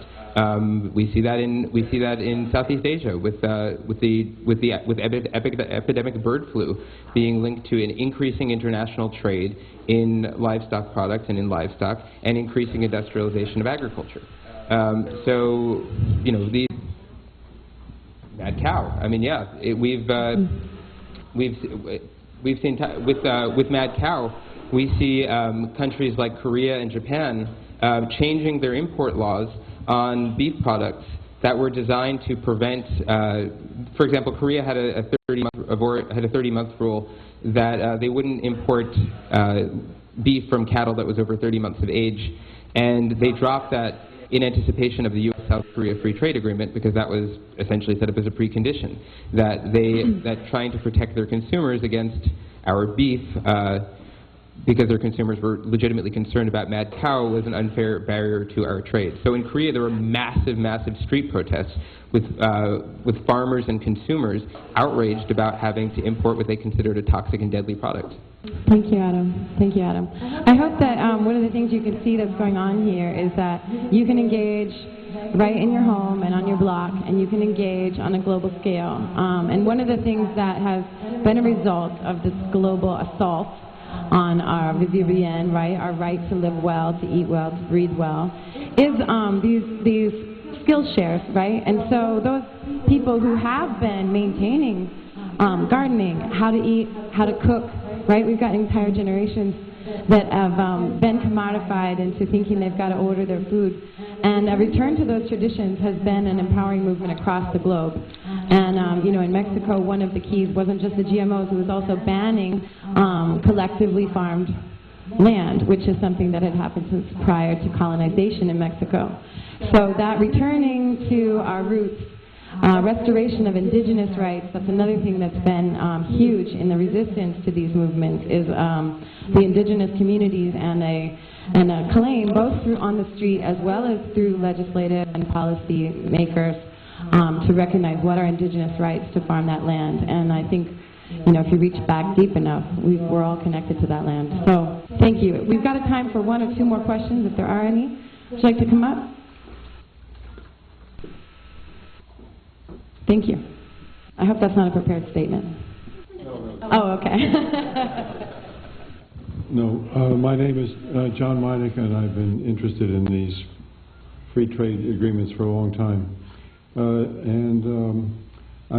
What I'm curious about is there have been cases where free trade agreements have been defeated. I mean, not merely something like in Brazil where Lula just said no. But, you know, where popular movements have succeeded, and apparently this was the case in the so-called multilateral agreement on investment. I don't know very much about that. And I just wonder whether we have, from any of these successful cases, any lessons to be learned that would help us in this fight. Excellent question. Thank you very much. Adam, you want to take a stand? Sure. Yeah, what we've seen where there have been successes in opposing these trade agreements, and this is a really critical point, we haven't won in Congress.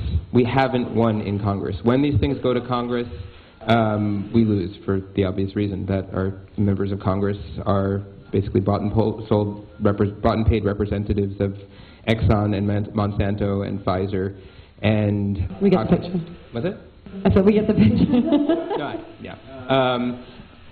Where these things have been stopped is in the negotiating process. When people have raised enough of a ruckus while these things are still being negotiated through mass action, then we've had the ability to create enough tension and enough conflict among the negotiators that these agreements have fallen apart.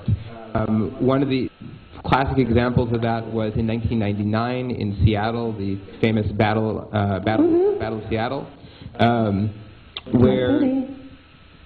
Say again? That's my city. Where tens of thousands of people from diverse social movements, and really for the first time, came together in the streets: labor, environmentalists, animal rights activists, food justice activists, AIDS activists, anarchists, came together to say that we need to put a stop to global corporate domination, and to tell the World Trade Organization that we were not going to allow it to further sell our rights to corporate greed. So there were massive protests. People basically shut down Seattle, and, well, the mayor and tear gas helped do that too.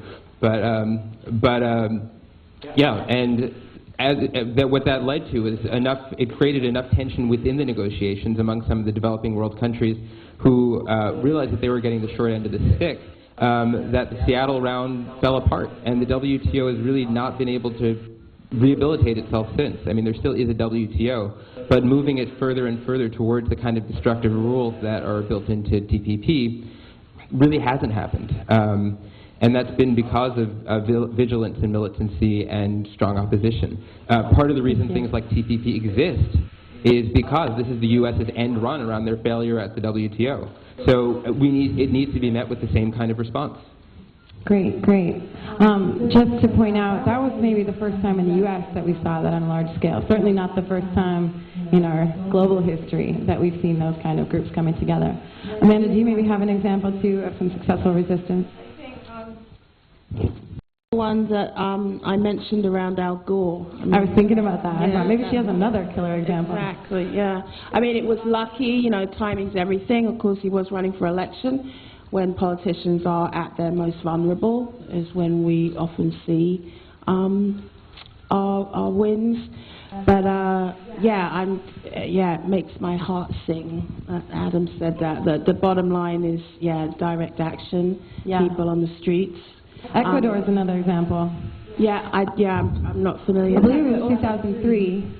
But negotiations and people, I'm sorry. Well, just to say that I'm quite sure, that is the reason why these meetings are held in secret. It wasn't till after Seattle that they were held in much more remote, thank you. Yeah, we went from Davos to, all, Yeah. And the last one was moved to Camp David. Was it one negotiation just this year? There was something happening. I know we'd organised a trip down and it was moved to Camp David. Well, some of the same forces, they show up at different meetings, right? If it's not the WTO on the one hand, it's the UN Conference on Climate Change on the other hand, and lo and behold, the same corporate advisors are holding our representatives hostage in each place. Qatar, that was another one. Qatar is another one. I just wanted to hold out Ecuador as an amazing example of people coming together. When they had negotiations, rolled out a mile of opposition and marched in and occupied their Congress long before our Occupy movement. And, for the controversial figure that is Rafael Correa, he's certainly a lot better than they had then. And you can see a lot more, at least in rhetoric, and some practice. I know Adam's going to kill me later for holding up Rafael Correa as a good example. But nonetheless, he has improved some of the pathway that Ecuador was taking, and that's in large part because of the organized resistance. One more question. Very quickly, apropos of what you've been saying, like if we can interfere in the negotiating process, we stand a better chance of success. And you're mentioning the secrecy of these agreements. So is there a way that we can supersede or find out where these agreements are happening so that we can actually intercede at this point before it's a done deal? It's a great segue. Yep. So there is currently a $25,000 and growing reward to WikiLeaks for releasing any leaked texts. There's a flyer on the back where you can find out about that and how the reward can be grown. So that's one possibility. Another thing is, I don't know too much about the status of this bill. A lot of our allies we haven't heard that much about it from our allies. There is a bill that Senator Ron Wyden has introduced that would demand that members of Congress would have access to these negotiating texts because his own staff couldn't say these things, even though he's the ranking member of the committee that's supposed to be dealing with them. Is there a webpage that's kind of a clearinghouse where people can go for information and networking? Yeah, I mean, if people want to just find out more about TPP, there are some great sources of information. One of the pages where a lot of the leaks have ended up is citizenstrade.org. That's the website of Citizens Trade Coalition, which is a national coalition of labor and environmental and religious and social justice groups working against these trade agreements in different parts of the country. TradeWatch.org is the website of Public Citizens Global Trade Watch.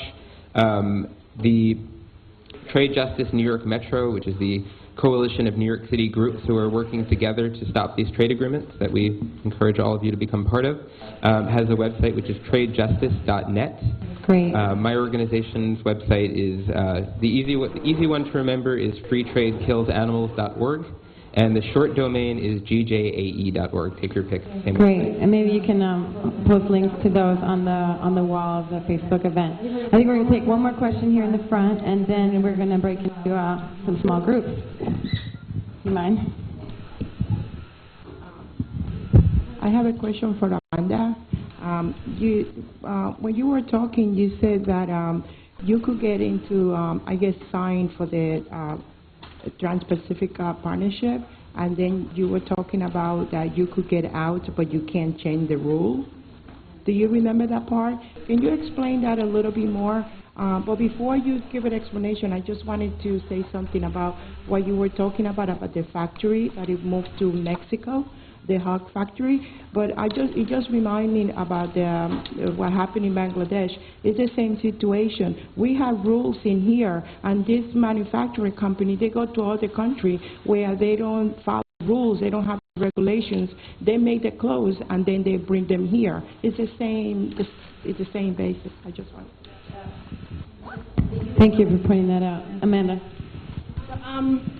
Yeah, once the country is signed up to the partnership, then all bets are off. Nothing can be changed within that partnership, and any countries coming in cannot negotiate any addendums to the current partnership. That's all I've got. I did hear Peter mention it in the beginning. I don't know if you want to expand on that. Yeah, that pretty much covers it. That's their concept. Scalable is the word they use for that. In other words, it's just because there's these 11 countries doesn't mean other countries can't join in, and in fact that's ultimately what they would want. So the idea of, these are the rules, this is it, don't like it, too bad, these are the rules.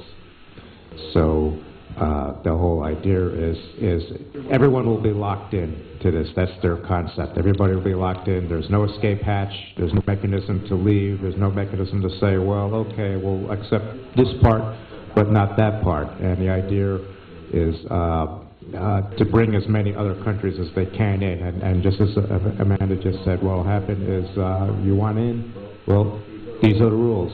You can't change it. So NAFTA and a lot of the trade agreements have the same thing. That's another concept that they brought in with NAFTA, and they brought in that to make these irreversible. Obviously, anything is irreversible. Any country could just renounce it and leave, but they usually have a lot of penalties in it. So probably would need, multiple countries doing that all simultaneously to bring out of it. So they're trying to make not only cement their control, but make their control as permanent as humanly possible. Great. I just want to point out Argentina as an example, right? You guys remember 2001, when the people came together and threw out 3 governments in a row, right? The cacerolazo, when they're banging pots and pans in the street. And the subsequent president, also of course a mixed bag, Nestor Kirchner, just simply said no to the World Bank and IMF and to the external debt that the previous administrations had accrued for Argentina, and said they were going to do things differently. And lucky for Argentina, there's also a growing force, including a bank, an international bank that's backed by Venezuela and the oil industry that's publicly owned there, but starting to create these counter forces to really make it easier for countries to go in a different direction and deny the fact that, I mean, just because their rules say there's no backing out, it doesn't mean that we can't. So thank you very much for the questions so far. Yeah, let's put our hands together for our fabulous panelists.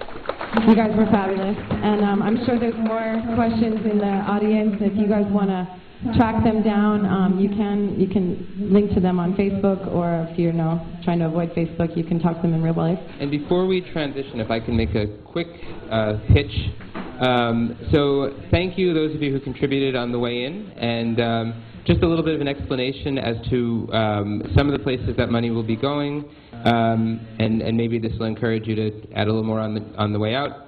The kind of actions that you've heard about tonight, some of the actions that you've heard about are not necessarily cheap. They do cost money to organize. There was a lot, just recently the TPP had a meeting in Leesburg, Virginia. And during that time, there were a whole range of different actions. There were blockades, there were puke-ins, there were disruptions of negotiating meetings, there were tamer actions like petition deliveries. People from Amanda's organization and some of the other organizations participated in one of the few open opportunities to talk to the negotiators and basically called them out on how they're basically selling out people's lives for corporate profits. So there's a whole bunch of different ways that we engaged and challenged the TPP. And some of those things were kind of expensive to do. So, and we still have a running debt from doing that. So that's one thing that some of the